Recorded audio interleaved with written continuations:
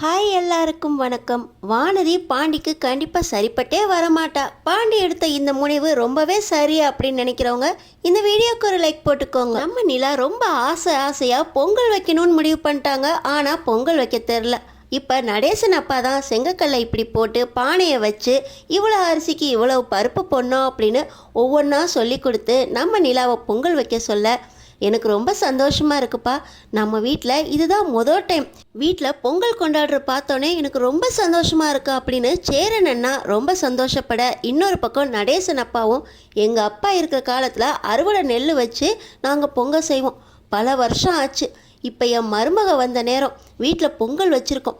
ரொம்ப சந்தோஷமாக இருக்குப்பா அப்படின்னு நம்ம நடேசன் அப்பாவும் சந்தோஷப்பட, இது எல்லாமே என் மருமக வந்த நேரம். என் மருமக நீ தான் இந்த வீட்டுக்கு வந்த மகாலட்சுமி, நீ தாம்மா அரிசி பருப்பு போடணும் அப்படின்னு சொல்லி அடுப்பெல்லாம் நம்ம நிலாவை தான் பற்ற வைக்க சொல்லி எல்லாத்துக்கும் சந்தோஷப்படுறாங்க.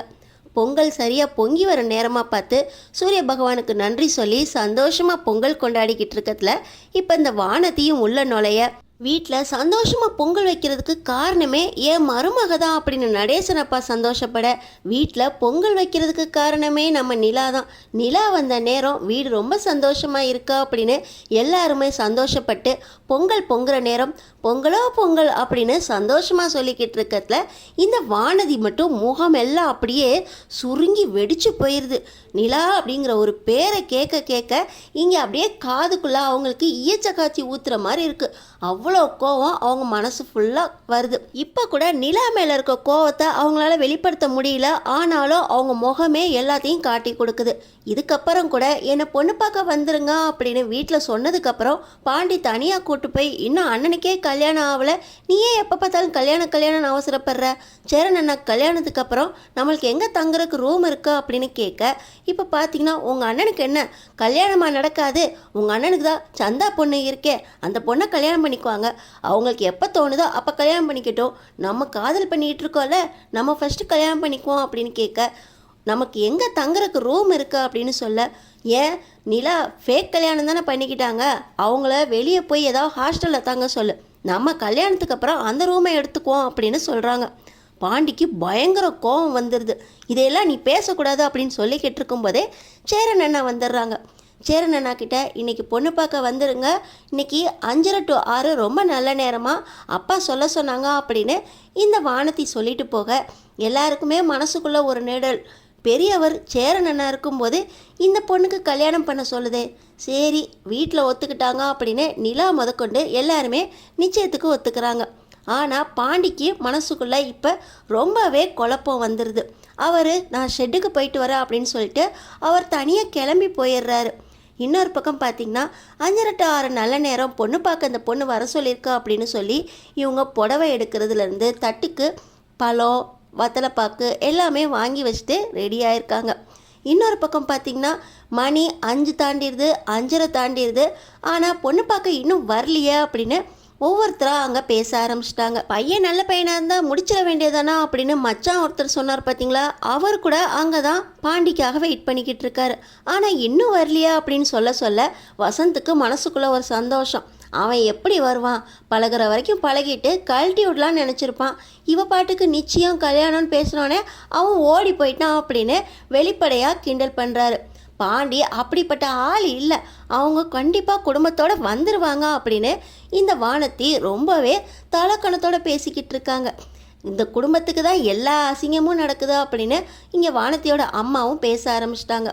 நல்ல நேரம் போய்கிட்டே இருக்கேம்மா, இன்னும் வரலையே, கொஞ்சம் ஃபோன் பண்ணி பாரு அப்படின்னு வானத்திக்கிட்ட சொல்ல, வானதி சேரன் அண்ணாக்கு ஃபோன் பண்ணி, அண்ணா நீங்கள் எங்கே வந்துக்கிட்டு இருக்கீங்க, நல்ல நேரம் போய்கிட்டு இருக்கு, சீக்கிரம் வந்துடுவீங்களா, எங்கே இருக்கீங்க அப்படின்னு கேட்க, நாங்கள் எல்லோரும் ரெடி ஆகிட்டோம்ப்பா, பாண்டிக்கு தான் வெயிட் பண்ணிகிட்டு இருக்கோம், பாண்டி மட்டும் வந்துடட்டும், நாங்கள் கிளம்பி வந்துடுவோம் அப்படின்னு சொல்ல, நான் தான் எல்லா டைமும் தெளிவாக அவன்கிட்ட சொல்லியிருந்தேனே, இன்னும்மா பாண்டி வரல, இந்த நேரத்தில் எதுக்கு வெளியே போயிருக்கான் அப்படின்னு சொல்லி ரொம்ப கோவத்தோட வானதி சேரன் அண்ணா ஃபோனை கட் பண்ணிவிட்டு இப்போ பாண்டிக்கு கால் பண்ணுறாங்க.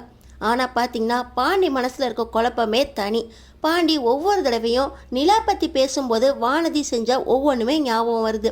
பெங்களூர் போயிருக்கும்போது நிலா ஒரு வார்த்தை சொன்னா எல்லாம் அப்படியே தலைகீழா வீட்டையே மாத்திருவீங்களே அப்படின்னு சொன்னது. நிலா ராகவ் பிரச்சனையில சேரன் அண்ணா கிட்ட நம்ம நிலா சண்டை போகும்போது இந்த வானதி, நீங்க என்ன அந்த வீட்டு மருமக மாதிரியா நடந்துக்கிறீங்க, எனக்கு மாமியார் மாதிரிலாம் நடந்துக்கிறீங்க அப்படின்னு சொன்னது. மெக்கானிக் ஷாப் ஓப்பனிங் டே அன்னைக்கு அவங்களெல்லாம் விளக்கத்தை சொல்ற, என் ஞாபகமே வரலையா உனக்கு அப்படின்னு பாண்டி கிட்ட அந்த வானதி சண்டை போட்டது. அது மட்டுமா, இன்னைக்கு பொங்கல் அன்னைக்கு அவங்கள போய் ஹாஸ்டலில் தங்க சொல்லு, நம்ம அந்த ரூமில் இருந்துக்கலாம் அப்படின்னு நம்ம நிலா அண்ணியவே விரட்டினது எல்லாமே ஞாபகத்துக்கு வருது. இப்போ இந்த வீட்டில் நம்ம இருக்கோம்னா அதுக்கு முக்கிய காரணமே நிலா தான். நிலாவும் சோழனும் தான் பிளான் போட்டு அந்த பத்திரத்தை எடுத்துகிட்டு வந்து நம்ம இந்த வீட்டில் தான் தங்கணும் அப்படின்னு ஒரே முடிவாக பண்ணி பத்திரத்தை எடுத்துகிட்டு வந்தாங்க.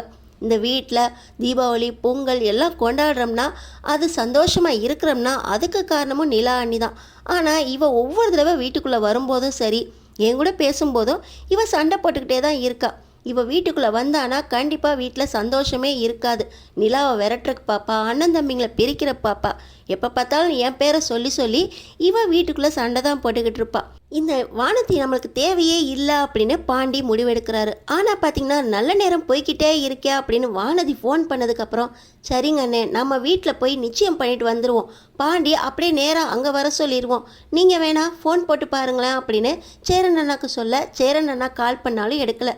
இப்போ நம்ம நிலா, சோழன் நீங்கள் போய் அவர் ஷெட்டில் பார்த்துட்டு அவரை அப்படியே அங்கே கூட்டிகிட்டு வந்துடுங்க, நாங்கள் தட்டு வரிசை எடுத்துக்கிட்டு வானதி வீட்டில் போய் நல்ல நேரம் முடிகிறக்குள்ளே நிச்சயம் பண்ணிடுறோம் அப்படின்னு இப்போ நம்ம சேரன் அண்ணா, நடேசன் அப்பா, நிலா, பல்லவன் எல்லாருமே இப்போ வானதியோட வீட்டுக்கு போகிறாங்க. அங்கே எல்லாருமே ரெடியாக இருக்காங்க. இப்போ நம்ம நிலா, நல்ல நேரம் முடிகிறக்குள்ளே நாங்கள் வந்துட்டோம், தட்டு வேணால் மாற்றிக்குவோம், அதுக்கப்புறம் பேச வேண்டியதெல்லாம் பேசலாம் அப்படின்னு பேசிக்கிட்டு இருக்காங்க வானதியோட அப்பா அம்மா கிட்ட.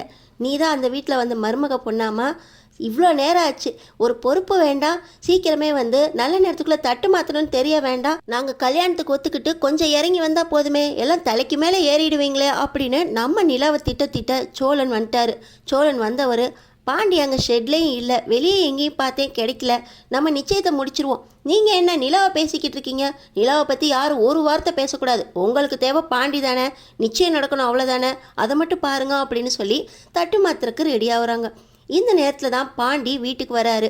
வந்தவர் அங்கே யாருமே இல்லைனோடனே இவங்க நிச்சயம் பண்ண போயிட்டாங்களா, நமக்கு வானதி வேண்டான்னு முடிவு பண்ணியிருக்கோம் அப்படின்னு நேராக வானதி வீட்டுக்கே போயிடுறாங்க.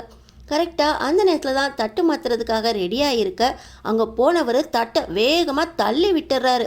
வீட்டில் இருக்க நிலாவிலேருந்து சேரனன்லேருந்து நடேசன் அப்பாலேருந்து எல்லாருக்குமே அவ்வளவு குழப்பம்.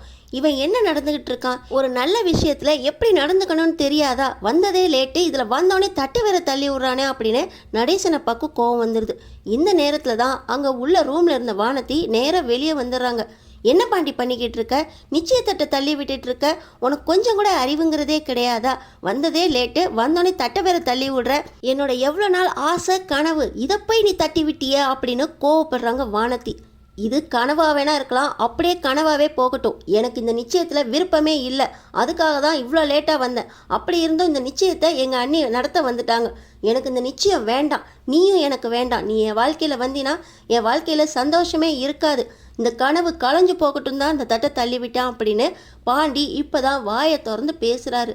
டேய் என்னடா பேசுகிற, வானதி வேண்டாமா, 2 பேரும் அவ்வளோ நாள் லவ் பண்ணிங்களேடா, லவ்வை மனசுக்குள்ளே வச்சுக்கிட்டு இப்போ என்னடா முடிவு பண்ணியிருக்கீங்க அப்படின்னு சேரன் அண்ணா பேச, அண்ணே நீ சும்மா இருனே, இவ வீட்டுக்குள்ளே வந்தானா கண்டிப்பாக வீட்டில் சந்தோஷமே இருக்காது, இவ வந்த உடனே நம்ம வீட்டில் இருக்க சந்தோஷம் எல்லாமே அப்படியே அழிஞ்சு போயிடும் அண்ணே, இவ நம்ம வீட்டுக்கு ஒத்து வர மாட்டா, இவ வேண்டாம், நான் உன்ட்ட அப்புறமா பேசுகிறேன் என்ன, இப்போ இந்த நிச்சயம் நடக்கக்கூடாது, எல்லாரும் வீட்டுக்கு கிளம்புங்க அப்படின்னு பாண்டி எல்லாரையும் வீட்டுக்கு கூப்பிட்றாரு. என்ன நடக்குது ஏது நடக்குதுன்னே தெரியாமல் இங்கே வானதி வீட்டில் எல்லாரும் கேட்க, உங்கள் பொண்ணு எங்கள் வீட்டுக்கு ஒத்து வர மாட்டா, எங்கள் வீட்டில் இருக்க சந்தோஷம் இவளால் கண்டிப்பாக போயிடும், அதனால் எனக்கு இந்த நிச்சயதார்த்தம் வேண்டாம், உங்கள் பொண்ணும் வேண்டாம் அப்படின்னு வானதியை கையை கழுவிட்டு நம்ம பாண்டி வீட்டில் இருக்க எல்லாத்தையும் கூப்பிட்டுக்கிட்டு வீட்டுக்கு கிளம்பிடுறாரு. எல்லாருமே டேய் என்னடா பண்ணிக்கிட்டு இருக்க, உன் வாழ்க்கையை நீயே கெடுத்துக்காதடா அப்படின்னு சொல்லி புலம்பிக்கிட்டே பாண்டியை நிற்க சொல்ல, இல்லை இல்லை நீங்கள் எல்லாரும் வாங்க, இவளை கல்யாணம் பண்ணிக்கிட்டாதான் வீட்டில் இருக்க சந்தோஷமே போயிடும் அப்படின்னு வீட்டுக்கு கூட்டிகிட்டு போயிடுறாரு. வானதி வாசல் வரைக்கும் போய் பாண்டி சட்டையை பிடிச்சி, என்னடா பண்ணிக்கிட்டு இருக்க, உனக்கே தெரியுதா இல்லையா, காலம் கைக்கூடி வர்றப்ப நீயே தடுக்காத, இன்னைக்கு கிடைக்கலன்னா என்றைக்குமே நான் உனக்கு கிடைக்க மாட்டேன் அப்படின்னு சொல்ல, நீ எனக்கு வேணாண்டி அப்படின்னு சொல்லி நம்ம பாண்டி அவளை பிடிச்சி தள்ளி விட்டுட்டு குடும்பத்தில் இருக்க எல்லாத்தையுமே கூட்டிகிட்டு மறுபடியும் வீட்டுக்கு வராரு. நீ ஒன்றும் கவலைப்படாதம்மா, பாண்டி வேற ஏதோ ஒரு குழப்பத்திலையோ சந்தோகத்திலையோ இருக்கான், நான் அவனை சமாதானப்படுத்தி கூட்டிகிட்டு வரேன் அப்படின்னு நம்ம சேரனா வானதிக்கு சமாதானம் சொல்லிட்டு போக, பாண்டி நீ என்ன பண்ணிட்டு போறன்னு உனக்கே தெரியல, இதுக்கான விளைவுகளை நீ சந்திக்கணும் அப்படின்னு ரொம்பவே மிரட்டுறாங்க வானதி. பார்த்துக்கலாம் அப்படின்னு சொல்லி நம்ம பாண்டி எல்லாரையும் கூட்டிகிட்டு போக, அடுத்தடுத்து என்ன நடக்க போகுதுன்னு தெரிஞ்சுக்கிறதுக்கு நம்ம சேனலை சப்ஸ்கிரைப் பண்ணி தொடர்ந்து பாருங்கள்.